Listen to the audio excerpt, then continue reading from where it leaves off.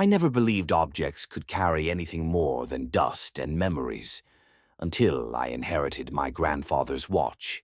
He died on an ordinary Tuesday. No warning, no goodbye. When I went to his house to sort through his things, I found the watch locked inside a drawer, wrapped in a dark cloth. An old, heavy wristwatch with a scratched glass face and worn-out numbers. The strange part, it was still ticking, even after years hidden away. On the back there was an almost faded engraving, 3:33. At the time I thought nothing of it, just a random time. The first night I wore the watch, I woke up with that feeling you get when you know you're not alone. Not fear exactly, just a deep unease that wakes your body before your mind. I looked at my wrist, 3:33 a.m. The second hand wasn't moving, completely frozen. I waited. 10 seconds, 20, a full minute, nothing. Then suddenly the watch started ticking again, like nothing had happened. The next morning I brushed it off. Stress, I told myself. Lack of sleep. But the following night, it happened again. 3:33. The silence felt heavier.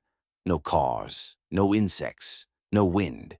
Even the distant hum of the city was gone. It was like the world had paused along with the watch. My body felt strange, heavy, like I was half awake, half gone.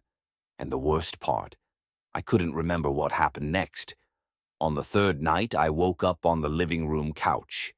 I didn't remember leaving my bed. The watch read 3:34. On the floor, near the table, I found something that made my stomach drop.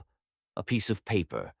In my handwriting, it said, "Don't trust the watch." My heart started racing. I laughed nervously. Maybe I wrote it while half asleep.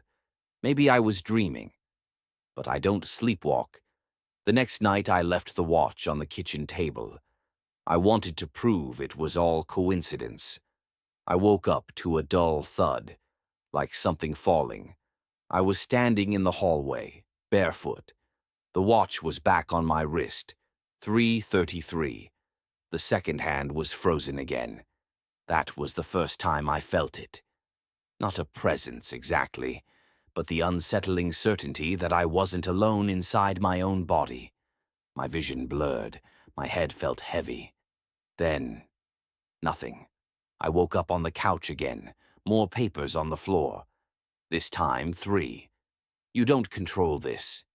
It needs to run. Don't try to stop it. My hands were shaking.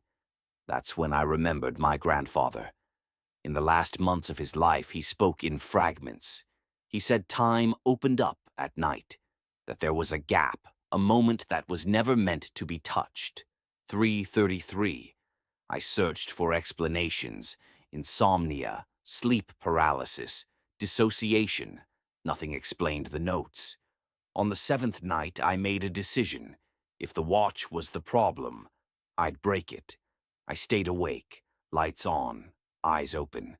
When the watch vibrated softly on my wrist, the air changed. 3:33.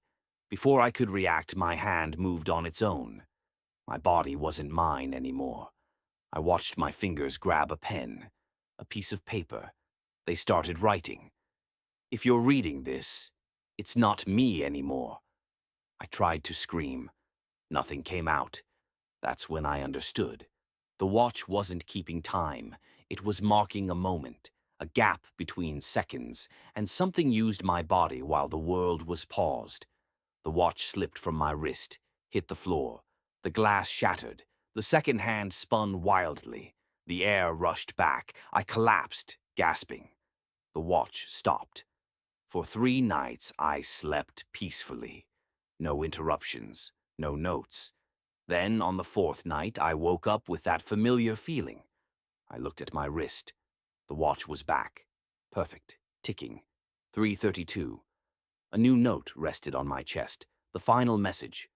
Written slowly, carefully. Now you know. Don't try to stop it. Just let it run. The watch vibrated softly, turned to 3:33, and I felt the smile form on my face, right before everything went dark.